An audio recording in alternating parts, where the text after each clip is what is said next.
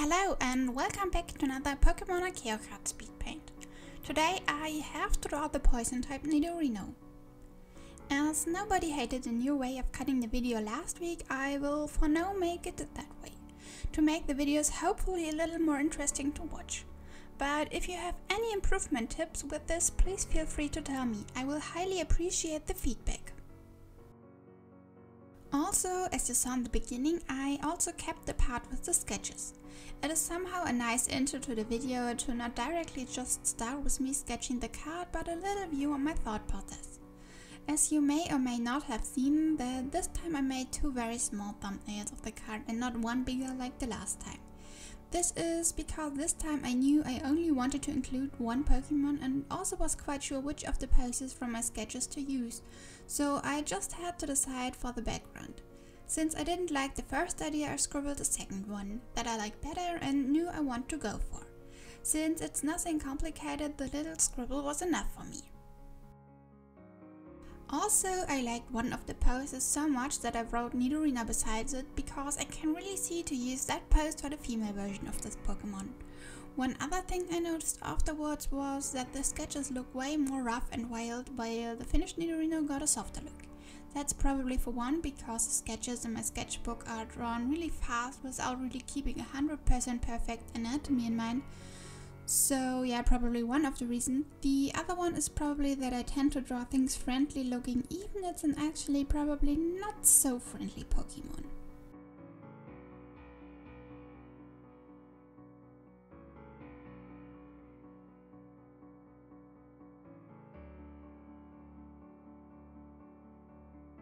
Nidorino is a Pokemon that I already had to draw once for an art rate. Back then I placed it in front of a canyon, though this time I wanted a completely different background, so I went with a grass patch that is covered in rocks of various sizes. To make it more interesting, I made the grass dry because then the yellowish orange color would be the complementary for the purple color of the Pokemon.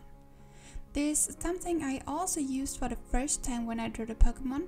I will put a picture of the card from back then somewhere on the screen, so you can compare the two.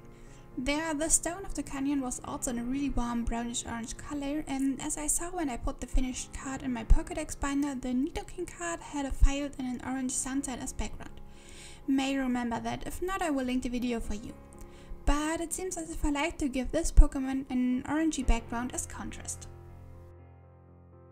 Especially happy I'm on how the stones turned out. Somehow I'm really happy with the structure they got. I used all my warm grays I had to mix and blend and give some contrast in the structure. Not 100% happy I'm with the colors of the Pokemon. Many of my purple Copics run out of inks, and the shop where I usually get my refills don't have most colors that I need for a couple of months because of some shipping problems, so more and more of my Copics go empty. And the only store in my town that sells the refills nearly has double the price of the refills, so I didn't want to buy them from there. So I had to use the colors that are the nearest to the one of the Pokemon, and I think they look okay, but not quite perfect.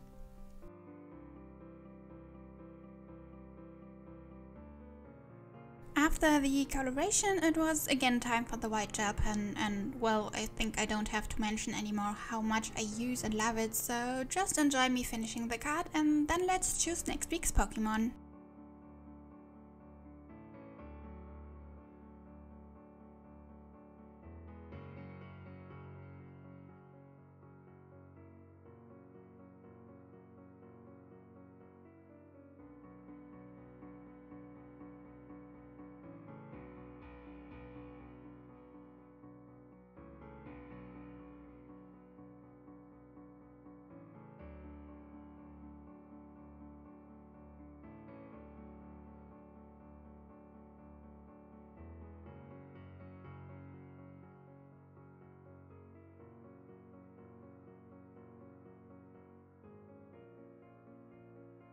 So let's choose next week's Pokemon. Next week I have a fighting type Pokemon, Hitmonchan. Thank you so much for watching. If you enjoyed the video, please give it a thumbs up, and if you don't want to miss future Pokemon Speedpaints, please subscribe.